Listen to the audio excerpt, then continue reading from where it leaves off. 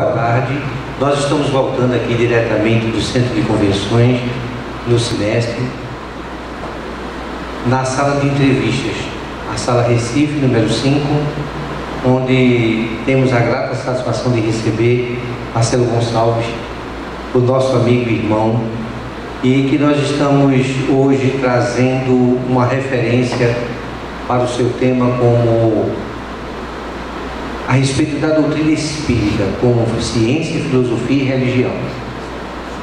Marcelo, eu gostaria que você dissesse ao nosso público quem é Marcelo. Olha, pai, começa logo desse jeito, né? Quem é Marcelo? Marcelo é quem? Olha, isso é uma pergunta muito existencial. Muito boa. Quem é Marcelo? Isso aí é uma pergunta tão ampla que é impossível de responder, mas talvez você esteja querendo perguntar assim um pouquinho da minha história, formação, alguma coisa assim, é isso, né? Meu nome é Marcelo Gonçalves.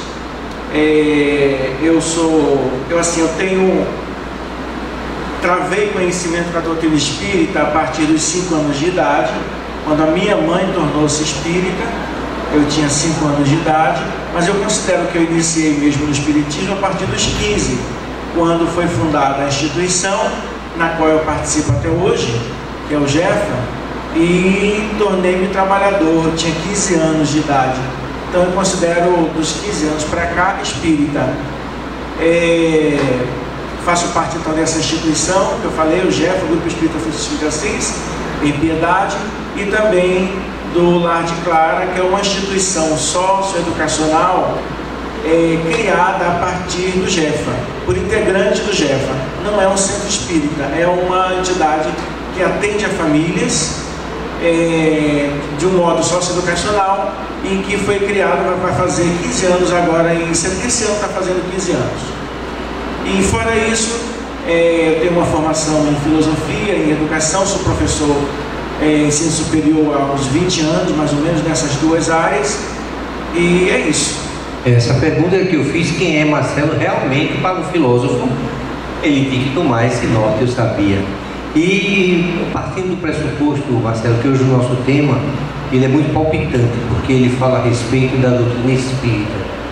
Mas como você, Marcelo Gonçalves, viu esta doutrina para você, primeiramente, para você? Como ela é para você? Porque filosofia é essa coisa, eu sei que é com você, e eu sei que ela marcou você. Olha, eu sei tanta coisa da sua vida, inclusive teve um acidente, caiu numa piscina, ficou desacordado um bom tempo. Lembra disso? Lembro. É verdade. Isso que você está falando eu chamo de QEQM, quase experiência de quase morte, porque existe a expressão EQM, não é? Que é a experiência de quase morte. Essa minha foi uma QEQM. Então, explicando um pouquinho isso que aconteceu faz alguns anos, faz uns 17 anos, alguma coisa assim. Enfim, eu estava em viagem de turismo, de passeio com a minha mãe e meu irmão mais novo, e a gente já vinha voltando, paramos em Caruaru, como estava programado no hotel que havia lá. Esse hotel foi desfeito, e nós chegamos em determinado horário, já de tardezinha, e fizemos a hospedagem, o check-in e tal, e fomos para a piscina. Só contando rapidinho, já que você tocou nesse assunto, para falar do porquê é QEQM. E enfim, minha mãe ficou passeando por ali, eu e meu irmão entramos na piscina. Era uma piscina que tinha uma pedra grande, azulejada, junto à piscina, onde a gente sentava, escorregava um pouco e caía dentro da água. Enfim, eu estava estávamos ali, meu irmão estava para o outro lado da piscina, de costas para mim, minha mãe afastada. Eu não me lembro exatamente, mas eu devo ter escorregado muito rapidamente, bati a cabeça e fiquei desacordado e caí na água. E daí, depois de um certo tempo, minha mãe me viu assim, emborcado na água. A gente confiou, falou para o irmão: pega ele aí, veja ele aí. Aí, não, tá nada, ele tá boiando. Enfim, aí quando ele veio me pegar, realmente eu estava desacordado, levantou, devo ter colocado um bocado de água para fora, e eu só me lembro quando eu acordei. Mas ficou uma pequena memória que é interessante. eu me senti, é difícil até definir, é como se fosse sem corpo, sem julgamento, sem nenhuma percepção, nenhuma percepção de sentidos, de visão, de audição, de tal, de paladar, de nada, e quase sem julgamento, sem avaliação, sem situação emocional. Eu me senti como que num vazio, mas eu percebi ao longe, mas muito longe, que eu, quando respirava, vinha água. E eu, nesse pensamento quase que puro, eu me indaguei: por que eu estou respirando e está vindo água? Eu percebi que era água, mas não tinha nenhuma sensação disso. Enfim, eu me questionei e me preocupei um pouco. Aí comecei a sentir um pouco mal, mas depois eu falei: não vou ligar para isso, vou deixar para lá. No exato instante que eu pensei desse modo, eu me senti muito bem, e me senti assim como que elevando, subindo, alguma coisa assim. Mas de repente eu acordei. Foi justamente quando eu saí do estado desacordado, né? Depois de ter expelido a água e tal. Então, por isso que eu chamo, foi uma experiência de quase morte. Uma quase experiência de quase morte. Olha, o Espiritismo para mim foi um ímpeto, foi exatamente isso. Foi um ímpeto muito forte nesse iníciozinho de minha vida. Eu me lembro perfeitamente o que é que eu sentia, o ímpeto que eu tinha nessa idade de 15 anos, quando então essa instituição foi criada, e eu me joguei totalmente dentro das atividades que lá começaram a acontecer, todas as atividades que são típicas de um centro espírita. E com que ímpeto eu fiz isso? Eu tinha de fato um ímpeto, uma vontade muito grande de participar, de fazer tudo aquilo ali. E esse ímpeto, eu acho que eu posso dizer assim, de certa forma foi amadurecendo um pouco com o tempo, e aí eu fui desenvolvendo uma compreensão. Esse lado da necessidade da reflexão sempre foi muito forte em mim. Então, aquele alimento espiritual, os esclarecimentos que a doutrina espírita traz, eu fui sempre lidando com eles de um modo bastante observador e crítico também, buscando reflexão. Então, a doutrina espírita para mim foi um manancial gigantesco para o desenvolvimento da reflexão e das próprias práticas. Eu não sei se todos estão percebendo, parece que tinha saído do assunto, mas não é isso. É porque quando a gente provoca no entrevistador algo que vem sensibilizá-lo, ele nos deu duas coisas, já do norte do que ele vai falar, que a doutrina nos oferece: questionamento de que tem acontecido com ele, e a experiência, que é a parte científica. Exatamente. O que é que a doutrina fala sobre um caso desse jovem que aconteceu isso, e de outro jovem que logo depois conhece a doutrina? Essa parte de ciência, de filosofia e de religião.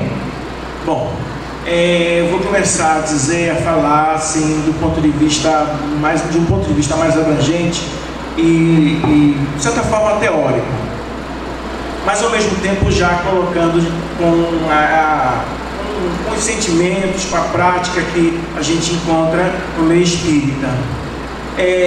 Todo mundo que é espírita sabe que se diz que a doutrina espírita possui um tríplice aspecto, ou seja, que ela possui um aspecto filosófico, um aspecto científico, um aspecto religioso. E isso é dito, repetido muitas vezes, é apresentado em algumas obras, é discutido em alguns momentos, mas acontece o seguinte: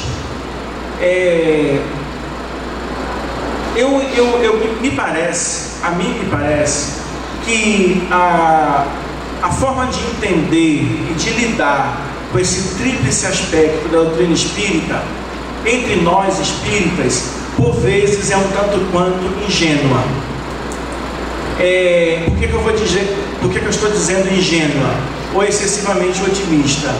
Porque se tem uma ideia do que seja a filosofia, do que seja a religião, do que seja a ciência, principalmente essas duas, uma ideia super otimista.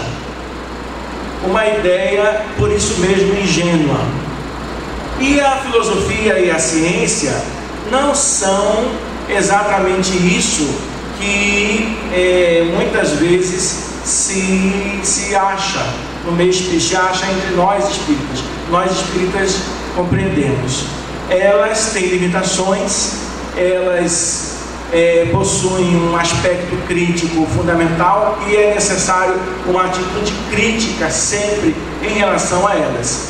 Ora, em vários livros espíritas, como por exemplo A Caminho da Luz, de Emmanuel, que é um livro que trata da história da civilização, ele já pela parte final do livro, ele fala do advento do Espiritismo, da vinda de Allan Kardec, e fala, de um modo bem sintético, da preparação que houve para essa vinda do Espiritismo e a presença de Allan Kardec. A preparação no sentido do desenvolvimento das ciências, da encarnação ou da reencarnação de trabalhadores, daqueles que se tornaram cientistas, especialmente cientistas, mas também filósofos, na época de Kardec, de todo o movimento iluminista que antecedeu ao Espiritismo e do próprio movimento positivista que era contemporâneo de Kardec e do surgimento do Espiritismo. Ora, então o que acontece? Como é que eu percebo isso? Existe sim uma providência divina promovendo, facultando o desenvolvimento da filosofia e da ciência entre nós, porque isso tem uma importância, isso tem um valor, isso contribui, o desenvolvimento da ciência e da filosofia contribui. Estou falando só dessas duas, porque daqui a pouco eu vou falar da religião, que a religião é diferente, é bem mais antiga e a história é um pouco diferente. Então, o desenvolvimento da filosofia e da ciência contribuem sim para o nosso aprimoramento espiritual, para o nosso amadurecimento, para o nosso crescimento. Porém, são construções dentro dos limites humanos, de acordo com toda a imperfeição humana. São construções culturais, e é nessa condição que sempre a filosofia e a ciência precisam ser vistas, e nós precisamos lidar com elas, não imaginando que elas sejam, que tudo que se faça na filosofia e na ciência seja simplesmente uma inspiração divina executada plenamente pelos cientistas e pelos filósofos. Não é assim. Existe sim essa providência divina para esse desenvolvimento, porém o papel que elas desempenham é um papel importante, mas parcial para o nosso crescimento espiritual, para o nosso aprimoramento. Então, nesse ponto de vista que eu acredito que esse tipo de atitude que a gente precisa ter em relação à filosofia e à ciência. E outra, a filosofia e a ciência têm de si mesmas uma visão crítica. A gente não pode, de fora, não sendo nós filósofos, melhor, a gente não deve, não sendo nós filósofos e cientistas, tomarmos um posicionamento excessivo, não crítico, em relação às duas, porque as duas mesmas têm esse posicionamento, é a característica da filosofia e da ciência. Então, para completar a percepção, eu vejo o seguinte: filosofia e ciência contribuem sim para o nosso, podem contribuir sim muito para o nosso desenvolvimento espiritual. Porém, as condições para esse desenvolvimento espiritual abrangem muito mais do que filosofia e ciência. Tanto é que existem casos de espíritos, de pessoas que se desenvolvem, crescem muito espiritualmente, sem nunca terem passado pelos caminhos da filosofia e da ciência. Então elas têm uma contribuição, mas elas não são de modo nenhum absolutas para essa perspectiva ampla, que é a mais importante, que é do nosso crescimento, do nosso desenvolvimento espiritual, conforme o Espiritismo nos esclarece. Partindo da premissa de que no campo das ideias materiais a religiosidade, a religião e a ciência não comungam da mesma ideia, ou seja, A religião defende muitas vezes os seus dogmas, ou as suas teorias, ou as suas doutrinas. A ciência, por sua vez, rechaça a religião e os seus ditos milagres através de bases científicas. Enfim, o que você teria para contribuir para os nossos internautas e os presentes em virtude dessa ideia, dessa falsa ideia, que a gente sabe que é falsa ideia? Como a gente poderia esclarecer aos que estão nos ouvindo a respeito da religião e da ciência se repudiarem, mas convergem no mesmo campo? Ok. O Espiritismo, em diversos momentos, Kardec mesmo, em diversos momentos, lida com isso, né? Sobre esse dilema. Por exemplo, no livro que é o Espiritismo, a própria introdução do Livro dos Espíritos, da sua conclusão também, em outros momentos, na Gênesis, no Livro dos Médiuns, essa questão da ciência, como nós a conhecemos, se colocar como opositora da religião, ou vice-versa, é uma questão situada historicamente. A ciência que nós conhecemos é o que se chama de ciência moderna. Ela tem as suas características e o seu início, justamente com o advento do período moderno. Algumas figuras da filosofia e da ciência que contribuíram para esse surgimento e o desenvolvimento dessa ciência, como por exemplo Descartes, como por exemplo Galileu. Embora que Descartes, sendo filósofo e lidando com isso, ele, de certa forma, ele conciliou ciência, filosofia e religião. Já Galileu sofreu uma perseguição religiosa severa, né? Exatamente por apresentar a concepção geocêntrica, ou melhor, heliocêntrica, em substituição à geocêntrica. Sofreu uma perseguição religiosa por conta disso. Ora, então, essa questão da ciência se opor à religião, opor-se aos dogmas da religião, ao posicionamento religioso, é uma questão mesmo de afirmação da ciência nesse seu desenvolvimento histórico. Foi abrindo esse campo, se opondo às concepções, principalmente aos dogmas da religião, não por se opor, mas ao estudar, ao investigar a natureza, os objetos todos que a ciência investiga, ela foi necessariamente tocando em questões que eram resolvidas, entre aspas, pela religião, resolvidas religiosamente. E isso foi criando essa oposição, ela foi se afirmando. No Espiritismo, a gente compreende que há, no fundo, e deve haver uma integração. Até porque a ciência não deve ser a ciência materialista, reducionista, que muitas vezes se apresenta. E a religião não deve ser a religião dogmática, miraculosa, como muitas vezes ela é apresentada pelos líderes religiosos. Ou seja, o Espiritismo compreende que a essência da ciência com a essência da religião ou da religiosidade há um perfeito encontro. E é esse encontro, essa síntese científica religiosa que o Espiritismo busca sempre, conciliando um modo de investigar a realidade da ciência com um modo de encontrar-se com Deus, que é típico da religião. Perfeitamente, exatamente, partindo da premissa, os postulados de Kardec, seria literalmente exatamente dessa forma. No entanto, o que dizer a respeito, à luz da doutrina espírita, com relação à religiosidade, a esse sectarismo que a gente muitas vezes vivencia, aos dogmas, enfim? Permitam-me, eu trouxe um pequeno trecho de Kardec aqui, em O Céu e o Inferno, que ele fala sobre isso. Eu vou pedir permissão para ler. É bem elucidativo.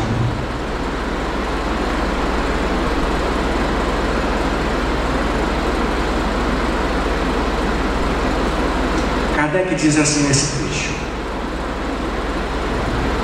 infelizmente, as religiões han sido sempre instrumentos de dominação. O papel do profeta atentado às ambições secundárias, e tem-se visto surgir uma multidão de pretensos reveladores ou messias, que, valendo-se do prestígio desse nome, têm explorado a credulidade em proveito do seu orgulho, da sua ganância ou da sua indolência, achando mais cômodo viver à custa dos iludidos. A religião cristã não pôde evitar esses parasitas.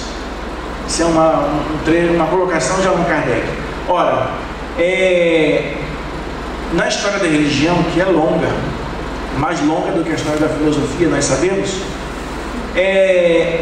quase sempre tem havido uma colonização do sentimento religioso por interesses mesquinhos. E essa colonização é patrocinada, é realizada quase sempre pelos líderes religiosos, ou por diversos líderes religiosos. Então, tanto na antiguidade, como no período medieval, como no período moderno e no período que nós vivemos, as expressões de religiosidade que são naturais dos seres humanos são muitas vezes colonizadas por religiões específicas, dogmáticas, e por interesses gananciosos e mesquinhos desses seus líderes, que assim exercem essa dominação, como diz Allan Kardec. Hermínio Miranda tem uma colocação muito interessante, na introdução que ele faz de um livro, uma tradução que ele fez de um livro, me parece que teve o título de Depois da Morte, algo assim, ou Além da Morte. Enfim, eu acho que não é a dor, não. É outro. Enfim, mas ele fala sobre essa questão das religiões. Então, em síntese, ele diz muito bem o seguinte: normalmente um movimento religioso começa de uma forma pura, com aquele sentimento verdadeiro num grupo de pessoas, e ele vai se corrompendo com o tempo, corrompendo até que chegue ao ponto, quase sempre chega a esse ponto, em que a instituição religiosa substituiu o sentimento religioso puro no coração das criaturas, vamos dizer desse modo, usando essa imagem. Kardec lembra aqui que mesmo a mensagem de Jesus sofreu muito com essa colonização por interesses mesquinhos. Então, as expressões religiosas baseadas no cristianismo, baseadas na mensagem de Jesus que nós encontramos, muitas vezes são resultado dessas adulterações da mensagem pura, lídima, religiosa no sentido de ligação com Deus, que Jesus trouxe.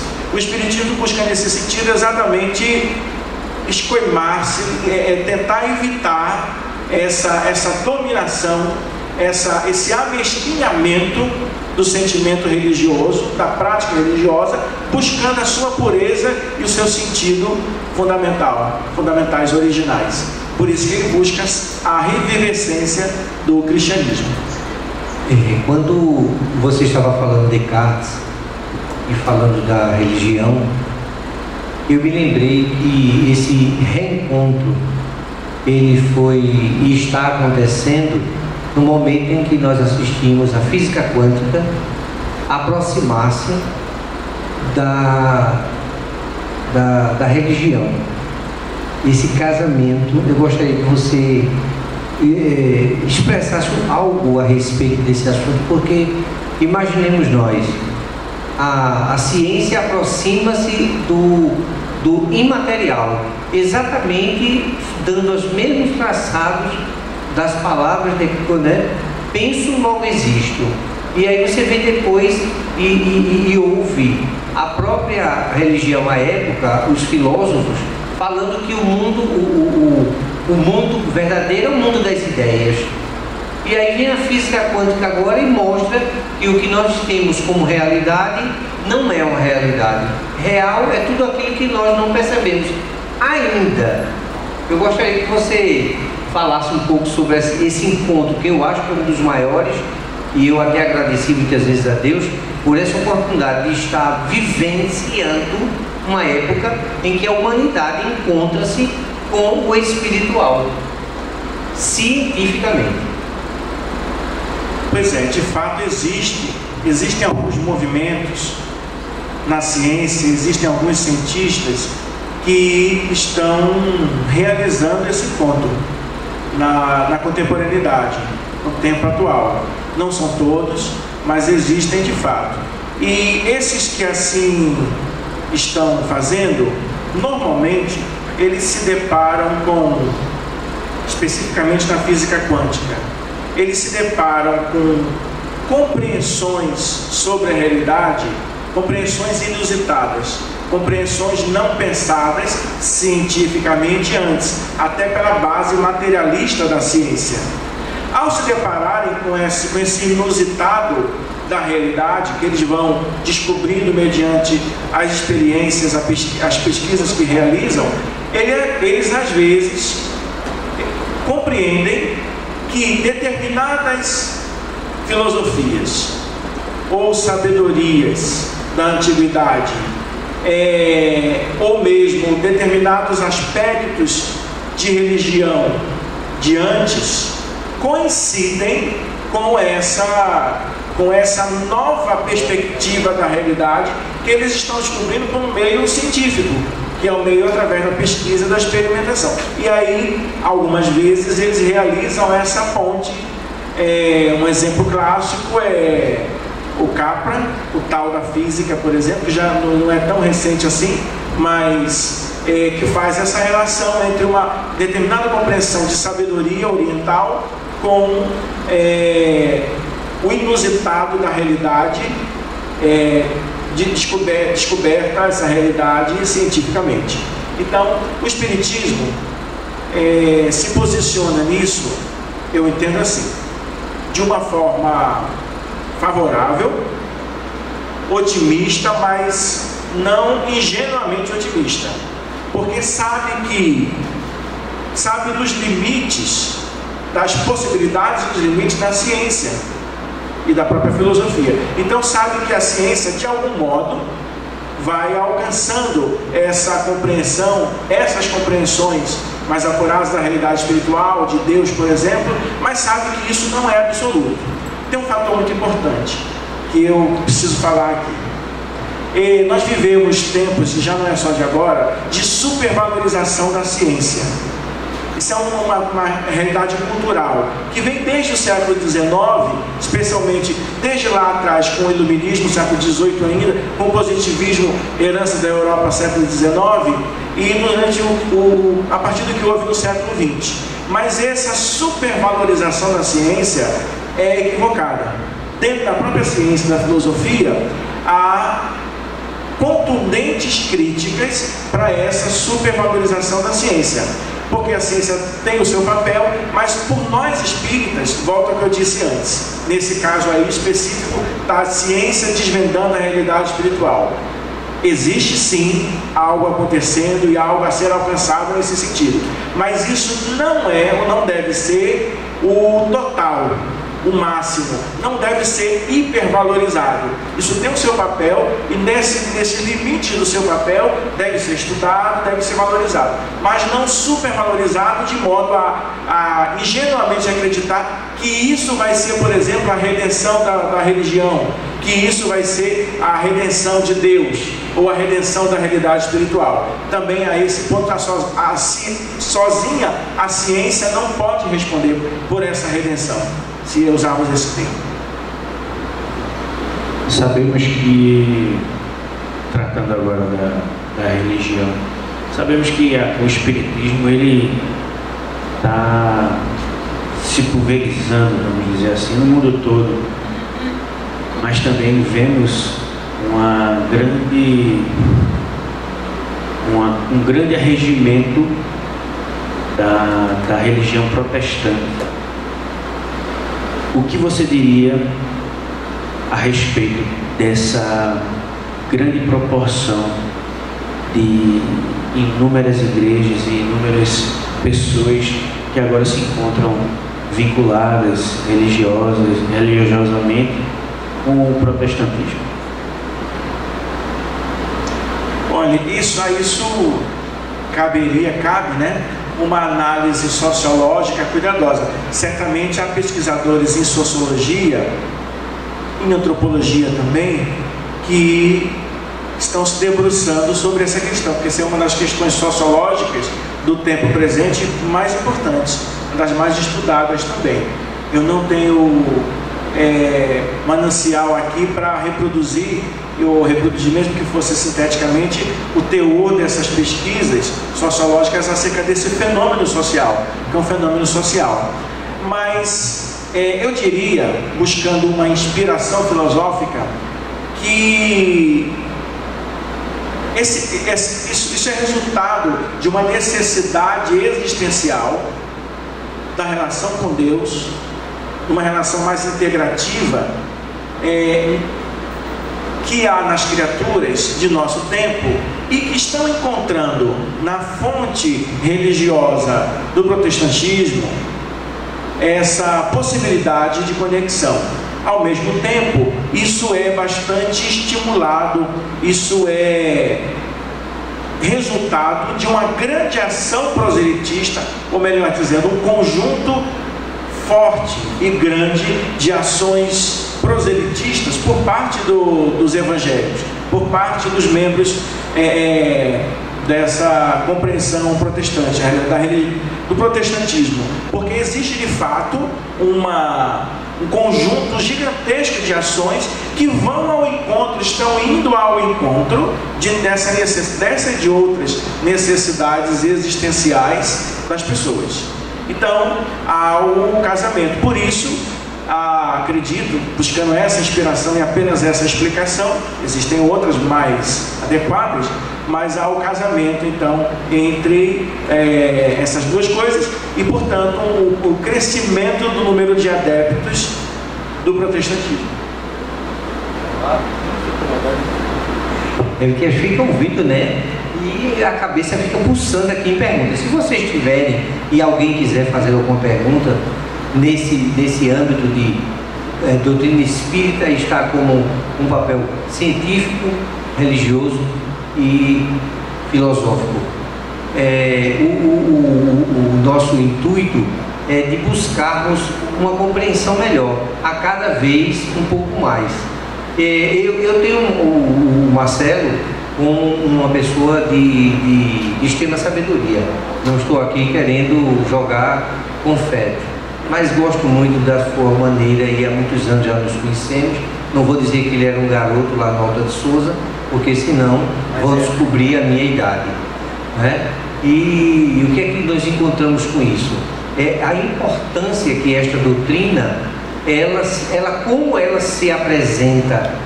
Porque ouvimos aqui, eu tenho até uma psicóloga um bocado de coisa ali, duas sentadas ali, que estavam justamente falando com o Hugo a respeito desse assunto.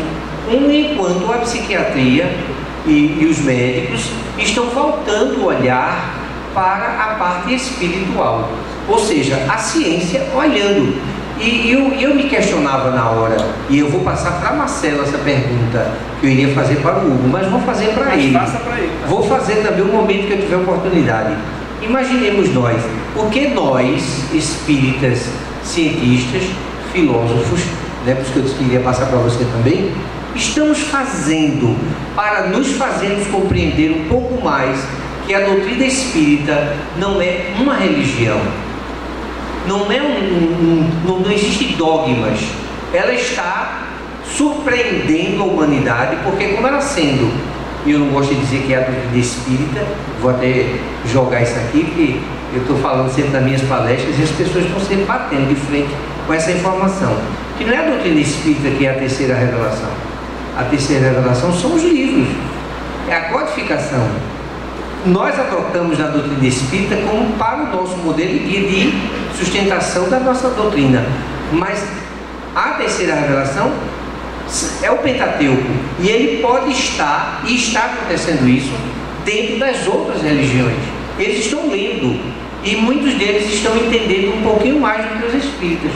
Então a minha pergunta é essa: o que nós, como espíritas, filósofos, médicos, neuros, as pessoas que estão voltadas ao conhecimento da doutrina já, estão fazendo para nos fazermos compreender dentro das áreas que você atua? Aí eu vou deixar de Hugo de lado, a da Paulinha que vai vir para cá depois, a gente também vai massacrar ela um pouquinho aqui, mas a você eu perguntaria: o que o Marcelo, como filósofo, eu sei que é a sua área, você está implementando como um projeto científico, um projeto filosófico, para fazer esse encontro ainda mais da doutrina espírita com a sociedade? É meio complicada essa pergunta, mas o que eu estou fazendo? O que nós podemos fazer? Quais são os projetos que nós temos em frente para realizarmos para o terceiro milênio? Porque estamos nele já. É verdade, veja, todos nós atuamos dentro do movimento espírita e fora dele, não é? Então, dentro do movimento espírita, eu acredito que é fundamentalmente a atitude, o teor da atitude que nós adotamos. Por exemplo, em filosofia, a gente sabe que existem duas coisas que compõem a filosofia, duas fontes. Uma é a atitude filosófica e outra é a tradição filosófica. Então, a atitude é sempre a crítica, a de busca, essa atitude de amor à sabedoria, de amizade, de busca crítica e crescente de entender, de compreender. E a tradição é tudo que tem sido criado, construído na história da filosofia. Dentro do movimento espírita, eu acredito que seja, eu tenho mais ou menos procurado fazer isso já faz muitos anos, manter uma atitude filosófica ao lidar com todas as questões espíritas, as questões teóricas de estudo e as questões práticas. Então, acredito que é a mesma coisa numa atitude científica, e ao mesmo tempo contando com uma tradição filosófica e contando com a tradição científica.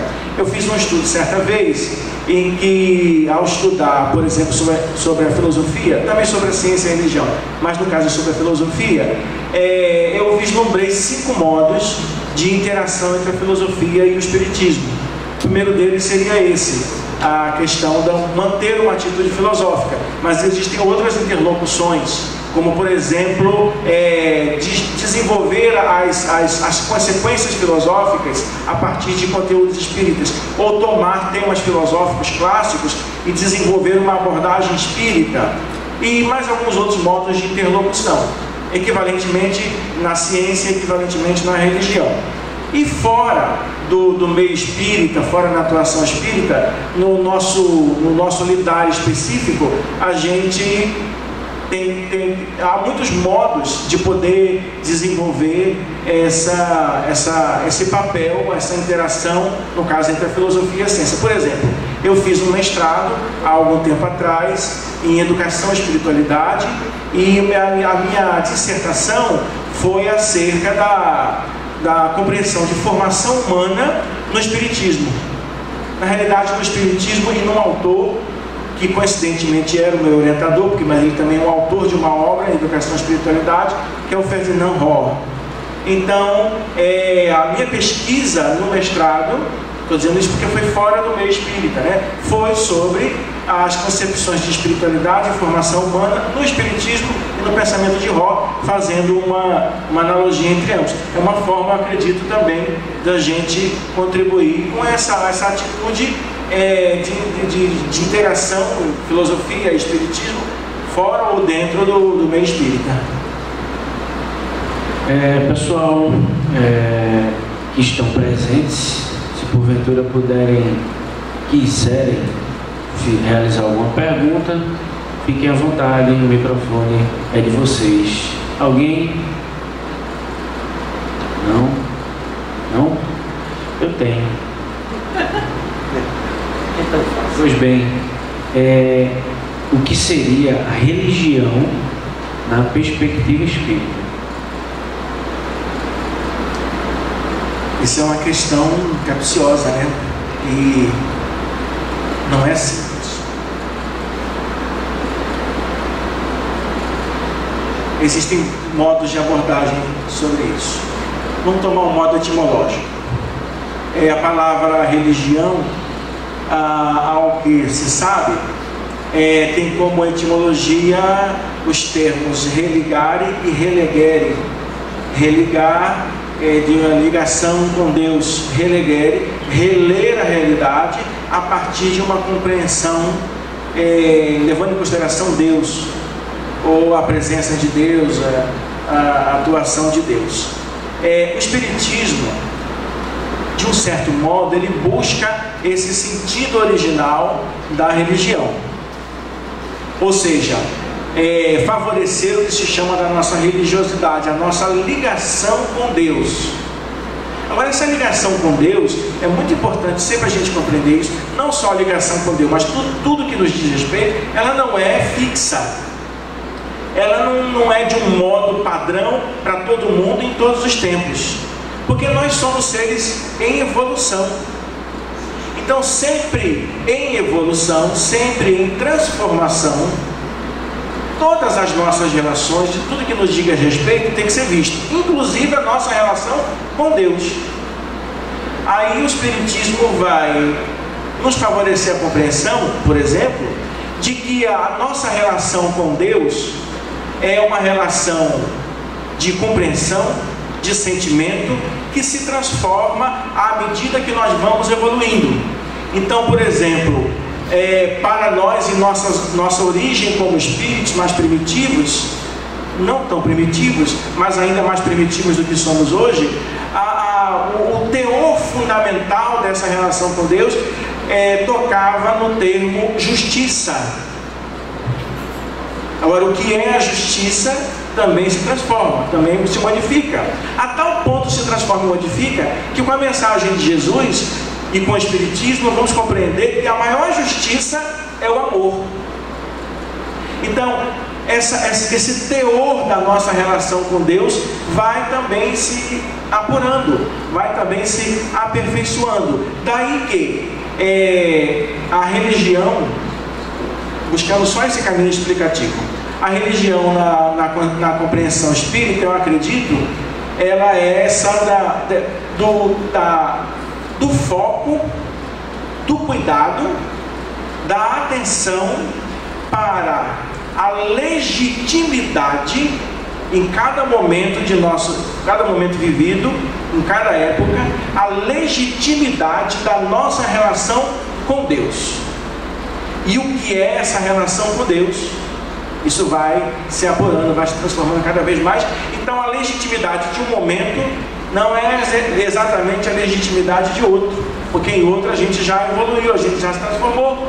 Então é uma outra legitimidade. Buscarmos a legitimidade da nossa relação com Deus em cada momento evolutivo nosso é um sentido, melhor dizendo, de religião. Acredito que o Espiritismo nos favorece. Trocando em miúdos, pelo menos na minha leitura incipiente, diria o seguinte: a partir do momento em que a doutrina espírita nos traz um esclarecimento em torno da vida e um conforto lenitivo, que é Deus, seria propriamente uma religião, é isso? Sim, você está perguntando nesse sentido se o Espiritismo é religião. Sim. Eu diria que ele, em certo sentido, ele é religião, ele é ciência, ele é filosofia e ele é outras coisas mais também. Perfeitamente. Pessoal, estamos ao vivo, conforme todos sabem, necessitamos finalizar a entrevista. Eu, Rafael Campelo, Hinaldo Neri, Marcelo Gonçalves, aqui.